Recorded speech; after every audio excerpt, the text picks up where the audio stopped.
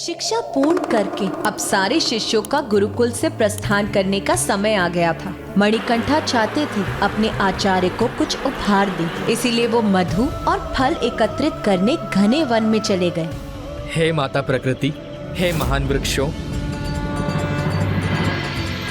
कुछ मीठे फल प्रदान करने की कृपा कीजिए।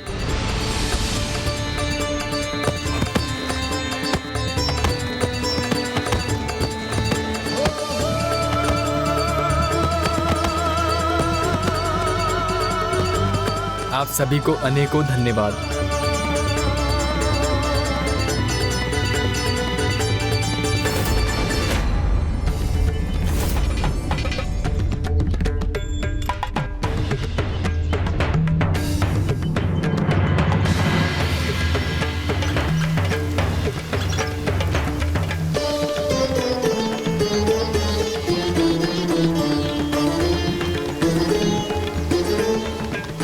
मणिकंठा, तुम तो गुरु दक्षिणा में भी सबसे आगे हो।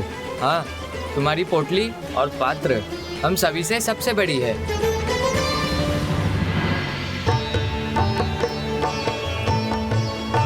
प्रणाम गुरुदेव।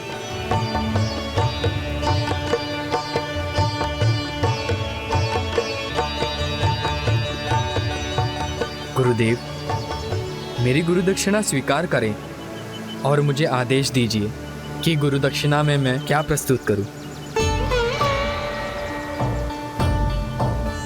तुम इतना हट कर रहे हो तो मैं इन्हें स्वीकार करता हूं पुत्र मणिकंठा, किंतु मुझे इससे अधिक गुरु दक्षिणा में और कुछ नहीं चाहिए, क्योंकि तुम्हारे गुरु को सांसारिक सुख प्रदान करने वाली किसी वस्तु में कोई रुचि नहीं है। गुरुदेव, जैसे शिष्य को शिक्षा देना एक गुरु का धर्म है, वैसे ही गुरु की हर आवश्यकता को पूर्ण करना एक शिष्य का। आप मुझे बताइए गुरुदेव, क्या कष्ट है आपको?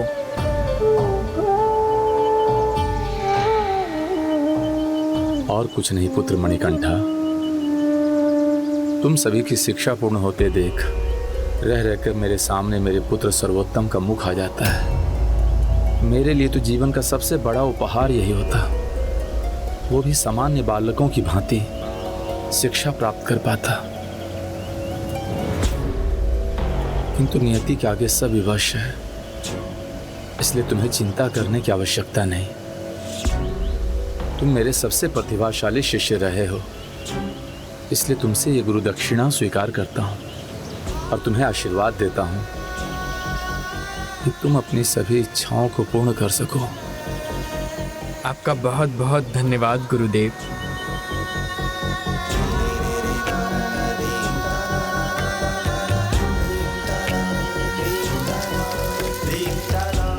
गुरुदेव, सर्वोत्तम कहाँ है? जब से हमारी परीक्षा समाप्त हुई है वो कहीं दिखाई नहीं दे रहा। जब से उसे ज्ञात हुआ है कि तुम लौट रहे हो, वो मुरझाया बैठा है, कुटिया से बाहर निकलना ही नहीं चाहता।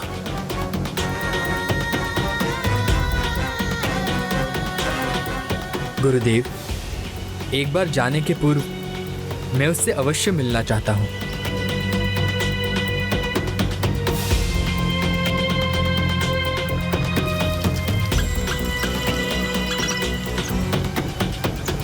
प्रणाम गुरुदेव। सर्वोत्तम, सर्वोत्तम, सर्वोत्तम, कितनी देर से तुम्हारा नाम पुकार रहा हूं, तुम बाहर क्यों नहीं आ रहे हो? बोलो, उत्तर दो।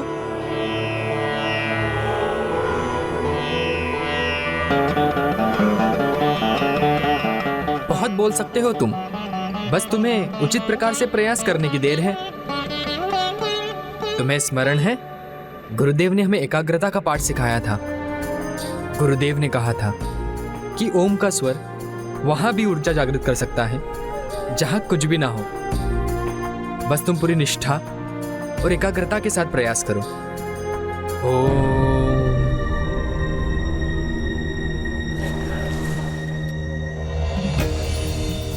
मेरा विश्वास करो और ओम बोलने का प्रयास करो, इसमें अपार शक्ति है।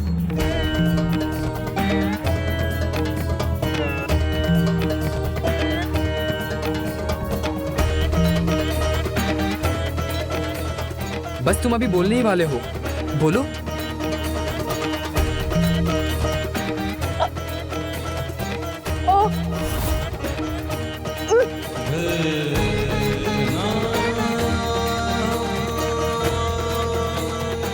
पेड़ की ऊंची हिलती हुई टहनी पर बैठे पंछी जो होते हैं ना, वो कभी नहीं डरती।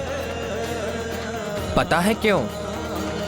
क्योंकि उसे स्वयं पर विश्वास होता है और अपने पंखों पर। तुम्हें स्वयं पर और तुम्हारे स्वर पर, दोनों पर विश्वास करना होगा। ये तुम्हें शक्ति देगा। पूर्ण विश्वास के साथ एक बार फिर से कहो, ओम।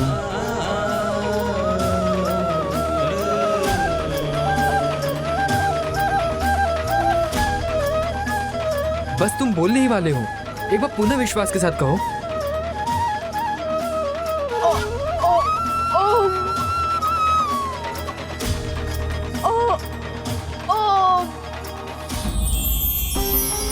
अति उत्तम, एक बार पुनः कहो।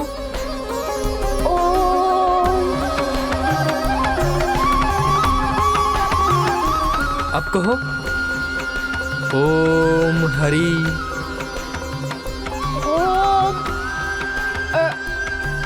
री ओम हरि।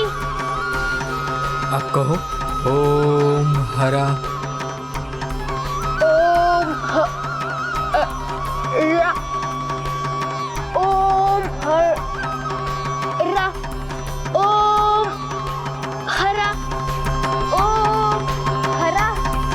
ओम हरा। ओम हरा। ओम हरा। अब बोलो, ओम हरि हरा। ओम हरि हरा। ओम हरि हरा। ओम हरि हरा।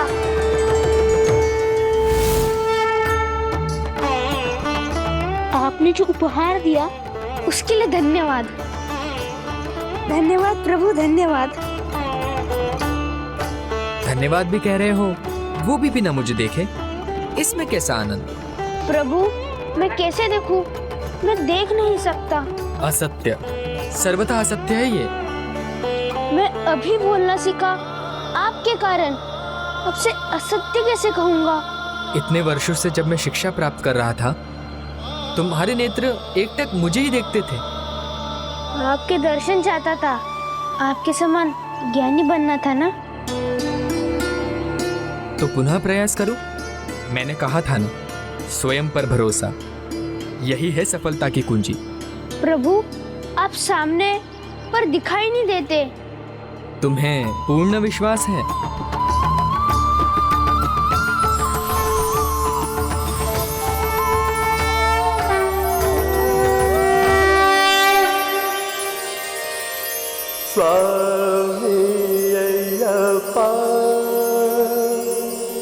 अय्यप्पा, अय्यप्पा, अय्यप्पा, अय्यप्पा, अय्यप्पा। इस गूंज ने तो मुझे भीतर से झकझोर दिया है। कहाँ से आ रहा है ईश्वर? क्या हुआ महारानी महिषी? अय्यप्पा, अय्यप्पा। किंतु माँ, प्रभु को देखकर सर्वोत्तम के मुख से अयप्पा क्यों निकला, जबकि उन्हें ज्ञात था कि प्रभु का नाम मणिकंठा है?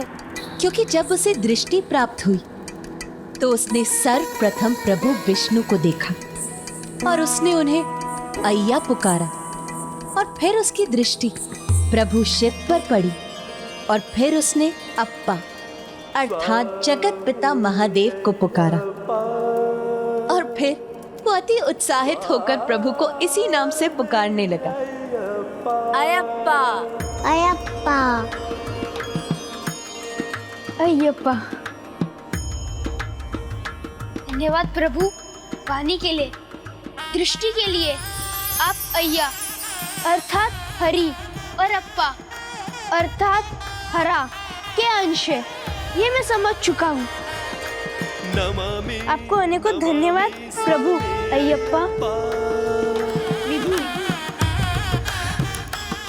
लोकवीरम महापूज्यम सर्वरक्षकरं विभुं लोकवीरं महापूज्यं सर्वरक्षकरं विभुं लोकवीरं महापूज्यं सर्वरक्षकरं विभुं।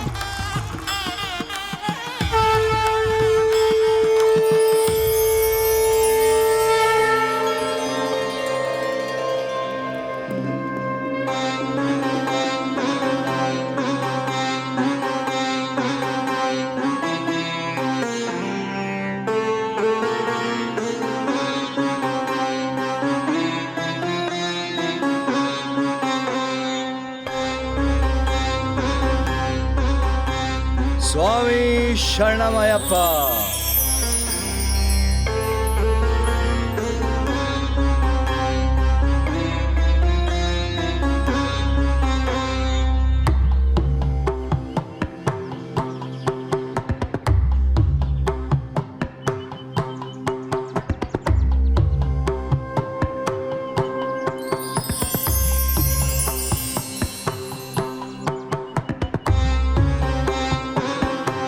कल्याण हो मित्र। पिताजी, पुत्र सर्वोत्तम,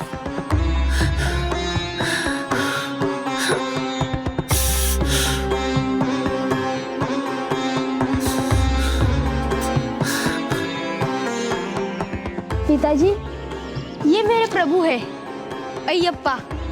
अयप्पा। ये अत्यंत महान है, दयावान है। हाँ पुत्र, प्रभु अयप्पा जो नारायण भी हैं और शिव भी।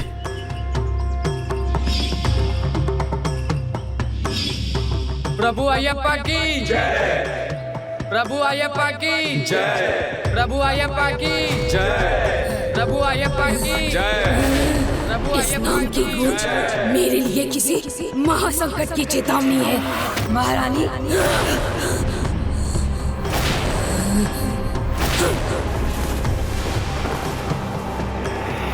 प्रभु अयप्पा की जय। प्रभु अयप्पा की जय। प्रभु अयप्पा की जय। प्रभु अयप्पा की जय।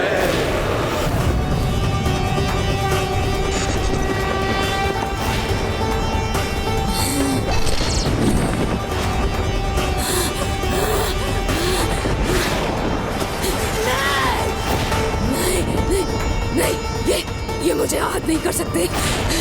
नहीं, नहीं, नहीं।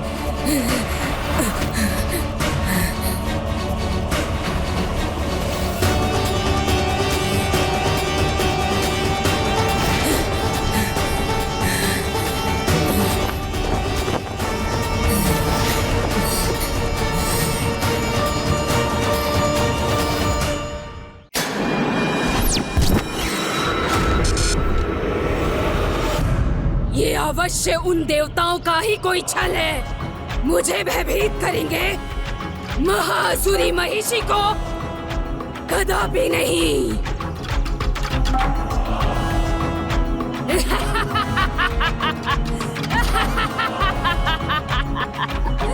ये स्वर्ग मेरा है और मेरा ही रहेगा, महासुरी महिषी का।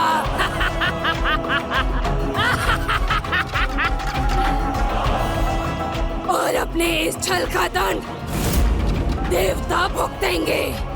ऐसा कठोर दंड दूंगी उन्हें कि सच उन्हें उगलना ही होगा।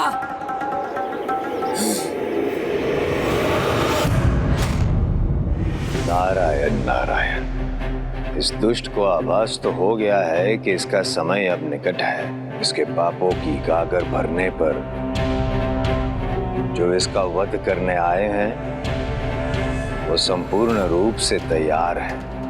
अर्थात नियति ने जो नियत किया है वो होकर रहेगा। नारायण नारायण। मैं तुम्हारी भक्ति से अत्यंत प्रसन्न हूँ मित्र। मैं तुम्हें वचन देता हूँ, आज से मुझे उसी नाम से जाना जाएगा जो तुमने मुझे दिया है।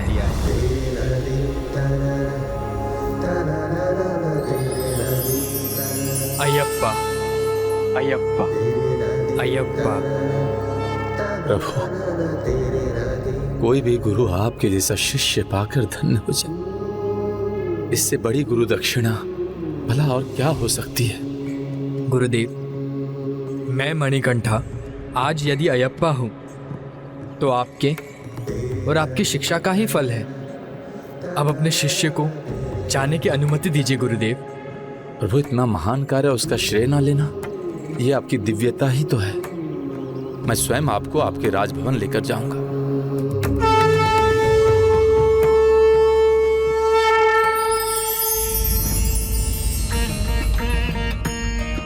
राजकुमार मणिकंठा की जय, राजकुमार मणिकंठा की जय, राजकुमार मणिकंठा की जय, राजकुमार मणिकंठा की जय, राजकुमार मणिकंठा की जय, राजकुमार मणिकंठा की जय, राजकुमार मणिकंठा की जय, राजकुमार मणिकंठा की जय, राजकुमार मणिकंठा की जय, राजकुमार मणिकंठा की जय, राजकुमार मणिकंठा की जय, राजकुमार मणिकंठा की जय, राजकुमार मणिकंठा की जय, राजकुमार मणिकंठा की राजकुमार मणिकंठा की राजकुमार मणिकंठा की राजकुमार मणिकंठा की राजकुमार मणिकंठा की राजकुमार मणिकंठा की राजकुमार अयप्पा की राजकुमार अयप्पा की राजकुमार अयप्पा की राजकुमार अयप्पा की राजकुमार अयप्पा की राजकुमार अयप्पा की राजकुमार अयप्पा की राजकुमार अयप्पा की राजकुमार अयप्पा की राजकुमार अयप्पा की राजकुमार अयप्पा की राजकुमार अयप्पा की राजकुमार अयप्पा की राजकुमार अयप्पा की राजकुमार अयप्पा की। अब आप इन्हें मणिकंठा नहीं अयप्पा पुकारिए। अयप्पा गुरुदेव। आपने सर्वथा उचित ही कहा था महाराज। आपके पुत्र हरिहरा के ही प्रसाद हैं, उनके अंश हैं, और उनकी दिव्यता से ही इन्होंने मेरे पुत्र को वाणी और दृष्टि प्रदान की है।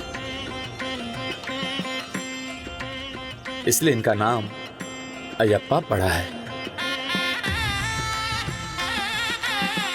राजकुमार अयप्पा की राजकुमार अयप्पा की प्रणाम पिताश्री। अयप्पा की राजकुमार अयप्पा की राजकुमार अयप्पा की राजकुमार अयप्पा की राजकुमार अयप्पा की राजकुमार अयप्पा की राजकुमार अयप्पा की प्रणाम माता। राजकुमार अयप्पा की राजकुमार अयप्पा की राजकुमार अयप्पा की राजकुमार अयप्पा की राजकुमार अयप्पा की। लो, अब तो ये हरिहरा का अंश भी घोषित हो गया। अब इसे यहाँ से कैसे दूर करूं?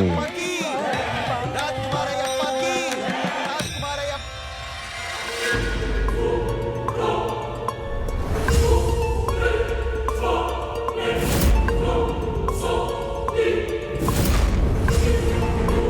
भैया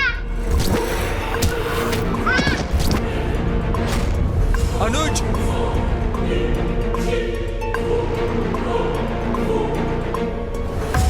ये क्या? जब से बड़े राजकुमार मणिकंठा आए हैं, छोटे राजकुमार राजराजन को तो कोई देख ही नहीं रहा है। अरे इन पर भी तनिक ध्यान दीजिए, ये भी इस परिवार का भाग है। अनुज, मेरे अनुज।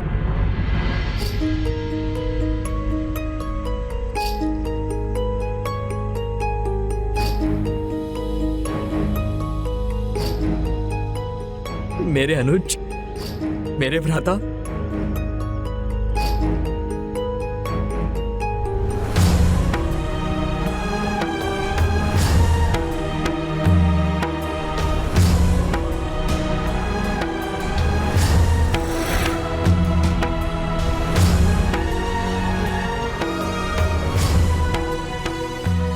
मिल लो, जितना गले मिलना है मिल लो, आलिंगन भी कर लो, लेकिन अब इस परिवार में कोई एक दूसरे के गले नहीं मिलेगा। ये मैं सुनिश्चित करूंगा। मैं गुरुजी के ये बताने पर भी कि प्रभु मणिकंठा अर्थात प्रभु अयप्पा साधारण नहीं असाधारण है, दिव्य है, तब भी महामंत्री रुका नहीं। प्रभु के माता पिता भी ये भूल गए थे कि वो दिव्य व्यक्तित्व है, किंतु अंतर ये था कि अपने संतान के प्रति माँ की ममता अत्यंत प्रबल थी, और वहीं दूसरी ओर वो महामंत्री अपनी दुष्टता के कारण उनकी दिव्यता देख पाने में असमर्थ था, क्योंकि वो तो अंधकार में ही डूबा था और उसी अंधकार से रानी के मन को भी अंधकार में डुबाना चाहता था। लीजिए पिताश्री, मैं पूजा के लिए पुष्प ले आया। रुको पुत्र। क्या हुआ पिताश्री, आप इसे स्वीकार क्यों नहीं कर रहे? स्वामी, आप इसके हाथों से प्रभु हरिहरा के पूजा के पुष्प क्यों नहीं ले रहे हैं? पिताश्री,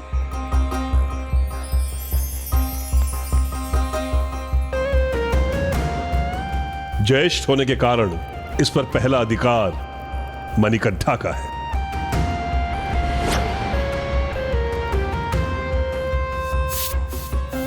जब से बड़े राजकुमार मणिकंठा आए हैं, छोटे राजकुमार राजराजन को तो कोई देख ही नहीं रहा है। अरे इन पर भी तनिक ध्यान दीजिए, ये भी इस परिवार का भाग है। अब समय आ गया है मेरे सफल होने का।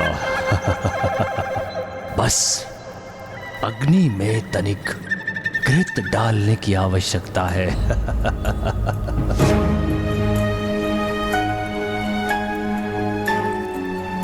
तो इसमें समस्या क्या है?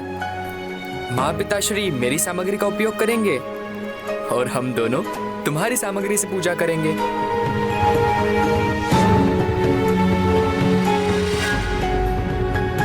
ओम स्वामी शरणमयप्पा। महामंत्री परिवार में वैमनस्य उत्पन्न करने का प्रयास करता, किंतु मणिकंठा का नैसर्गिक प्रेम मंत्री के इस स्वार्थपूर्ण वैमनस्य को क्षण में ही मिटा देता। ये मेरे कार्य को कठिन बना रहा है। कैसे दूर करूं इस कंटक को? भैया, मैं भी आपके साथ चलूं?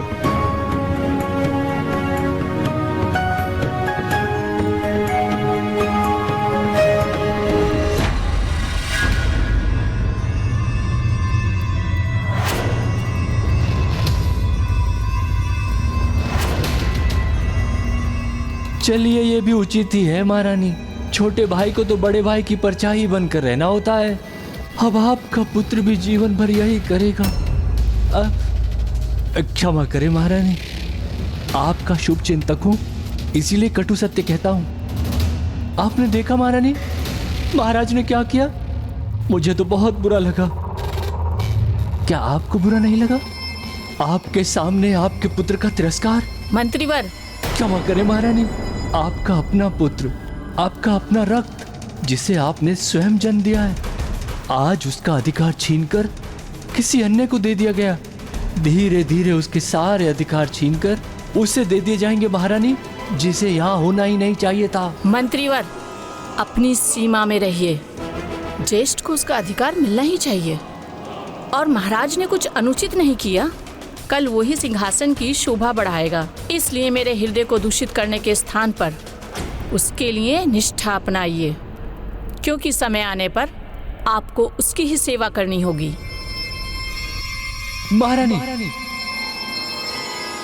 क्षमा प्रार्थी हूँ महारानी, परंतु मणिकंठा, जिसे मात्र आपने गोद लिया है, उसे सारे अधिकार प्राप्त है।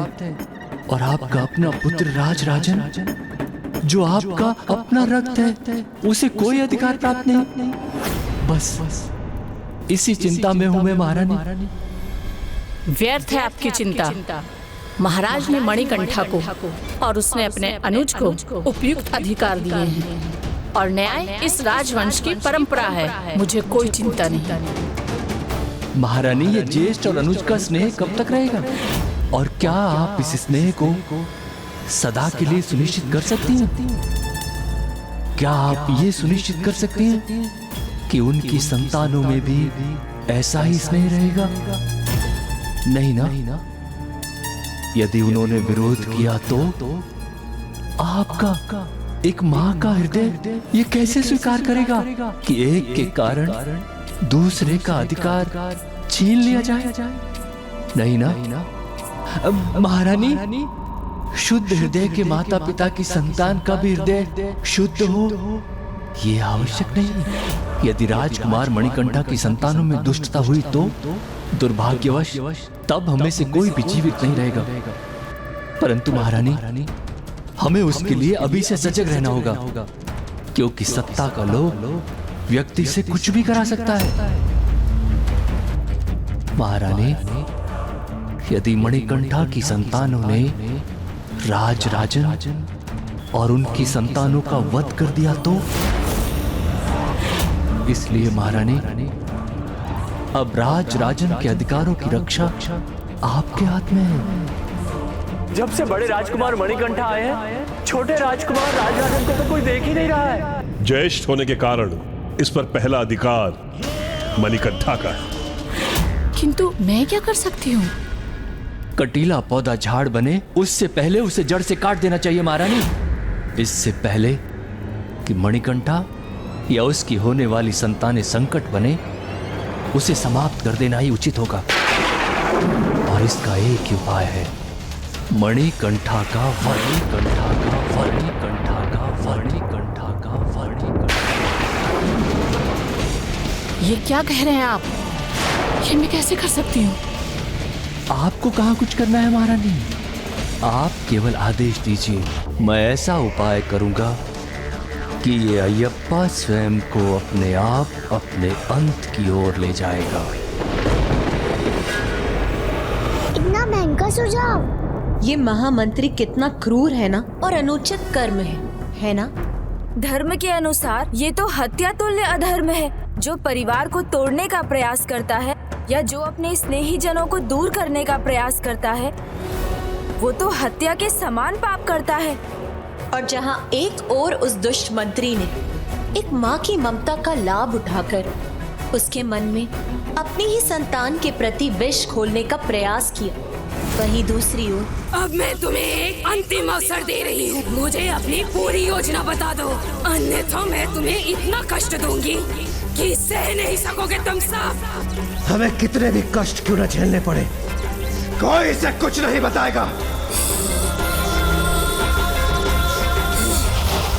शांत रहोगे तो और कष्ट सहोगे, क्योंकि अब मैं तुम्हारे विरुद्ध तुम्हारी ही शक्तियों का उपयोग करूंगी।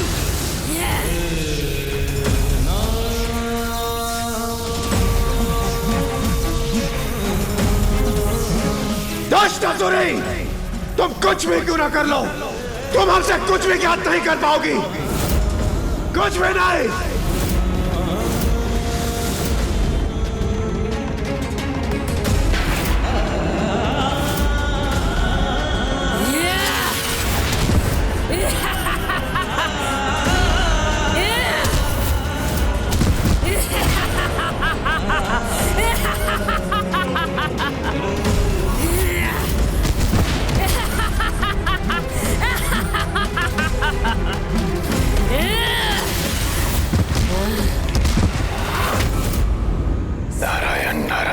अब देवताओं को अधिक कष्ट सहने की आवश्यकता नहीं है। समय आ गया है कि महिषी को सत्य बताया जाए।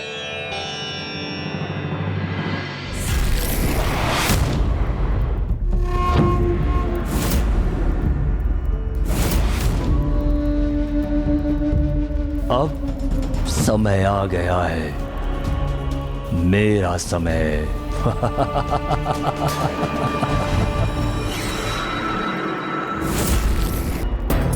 महाराज, प्रणाम महाराज।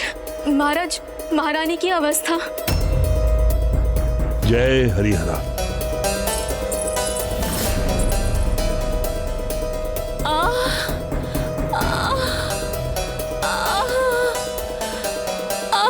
स्वामी,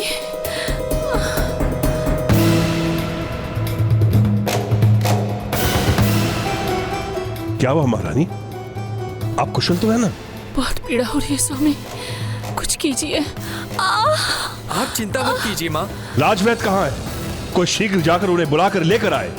महाराज, राजवैद्य तो राज्य में ही नहीं है, किंतु महामंत्री किसी अन्य वैद्य को ला रहे हैं जो औषधियों के महाज्ञानी है।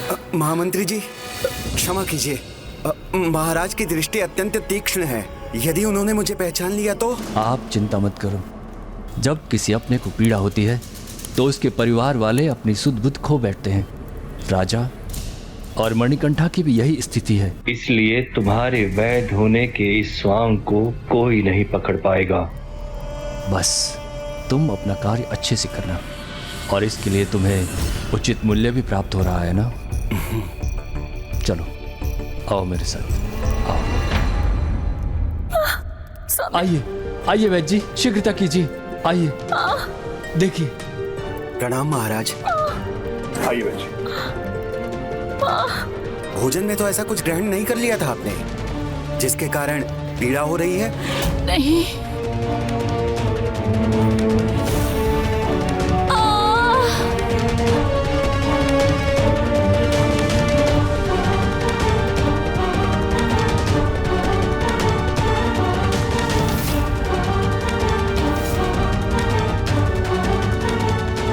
महाराज। क्या हुआ वैद्य जी? महारानी पेट के गंभीर रोग से ग्रसित हैं। इससे उनके प्राण भी जा सकते हैं।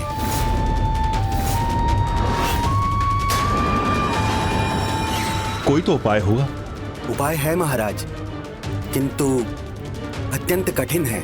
आप मेरी कठिनाई की चिंता छोड़िए वैद्य जी, मैं महारानी के प्राणों के लिए कुछ भी कर सकता हूँ। तो सुनिए महाराज, इस रोग के लिए इन्हें बाघिन का दुग्ध चाहिए, जो स्वयं शांति से प्रदान कर दे। किंतु महाराज, जिसके लिए उसे कोई ताड़ना न दी जाए, बंदी न बनाया जाए और न ही उसे आहत किया जाए, तभी ये उपचार फलित होगा महाराज।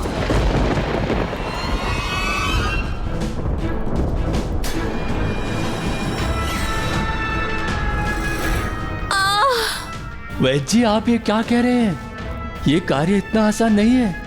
बाघिन का दूध लेकर आना, इसमें प्राणों के लिए संकट हो सकता है। नहीं नहीं वैद्य जी, आप कोई दूसरा उपचार बताइए।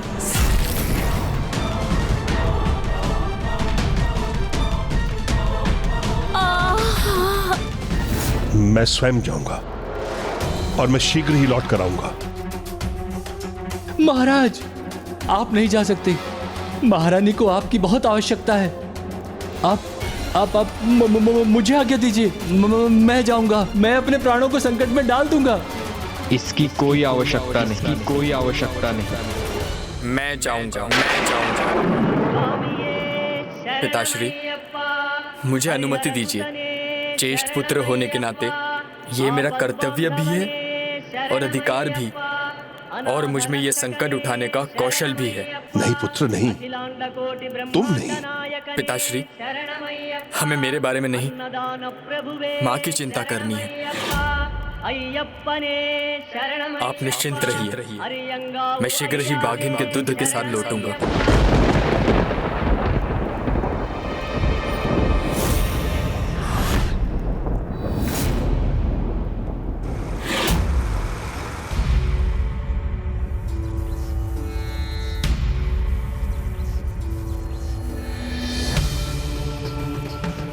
नारायण नारायण। देवर्षि, और अधिक कितने समय तक इस कष्ट के भागी बनेंगे आप? समय आ गया है कि महिषी को अपने सत्य से उजागर किया जाए। नहीं देवर्षि, हमें कितनी भी प्रताड़ना क्यों न सहनी पड़े,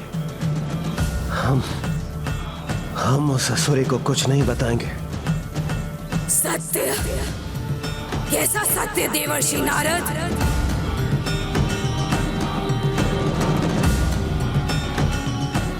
रुकिए मत देवर्षि, बताइए मुझे किस सत्य की बात कर रहे हैं आप?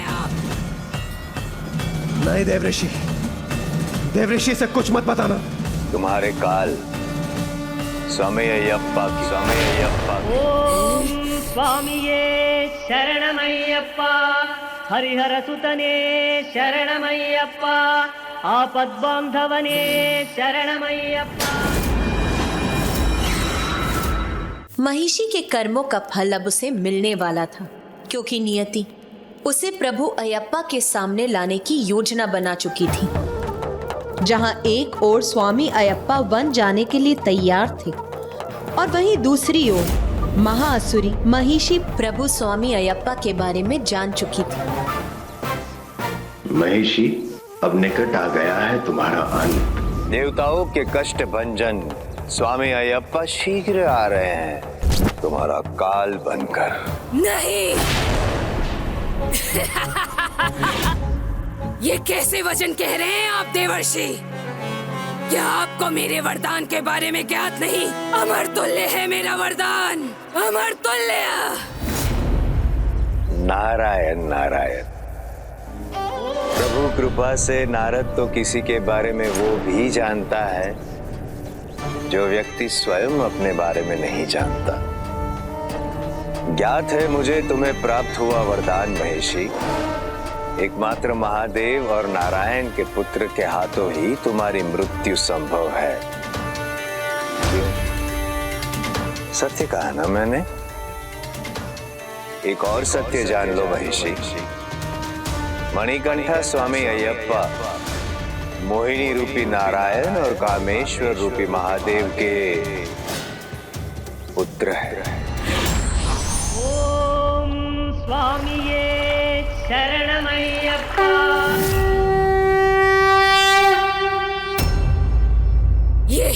ये कदापि उचित नहीं है, अन्याय है, ये अन्याय, छल है ये। तुम सभी देवताओं का छल है मेरे साथ। नहीं महिषी, नहीं, ना तो ये छल है और ना ही अन्याय है, ये न्याय है, न्याय। छल, अन्याय और अत्याचार तो तुम आसुरी शक्तियों का स्वभाव है। ब्रह्मदेव से छल करके वरदान प्राप्त किया है तुमने। देवताओं और ऋषियों मुनियों के साथ अन्याय और अत्याचार किया है तुमने। किंतु अब मेरी वक्र दृष्टि पड़ेगी तुम पर, जिससे तुम्हें तुम्हारे दुष्कर्मों का परिणाम मिलकर रहेगा। प्रभु अयप्पा तुम्हें तुम्हारे दुष्कर्मों का उचित दंड अवश्य देंगे महिषी, अवश्य देंगे।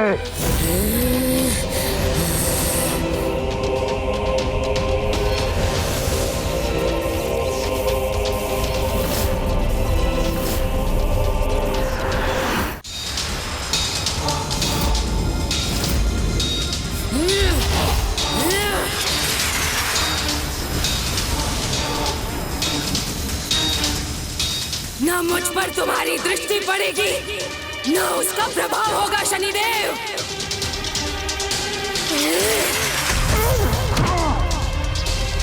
शनिदेव!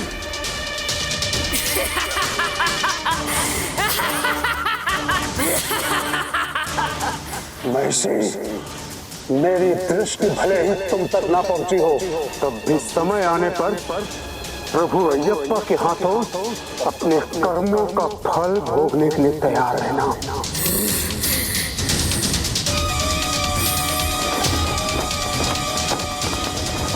नहीं शनिदेव, नहीं, वो नहीं। मैं बनूंगी उसका काल, वध करूंगी उसका। देवर्षि नारद, बताइए मुझे, कैसा दिखाई देता है वो? कहाँ मिलेगा वो मुझे? वो कैसे दिखाई देते हैं? कैसे दिखाई देते हैं? जिनका जन्म महादेव और नारायण के अंश से हुआ हो, उनका वर्णन अवर्णीय है। जिनके जन्म से ही उनके कंठ में बस कर दिव्य मणि स्वयं अपनी शोभा बढ़ाता है, उनके जैसा तेजस्वी कदाचित ही कोई और होगा। मणिकंठा स्वामी अयप्पा तो अनेकों मणियों से भी अधिक तेजस्वी है। नमामि नमामि स्वामी अयप्पा। उन्हें देखकर कोई भी मंत्रमुग्ध हो जाता है। बहुत सुन चुकी मैं उसकी प्रशंसा, अब उसे ढूंढकर उसका काल बनूंगी मैं।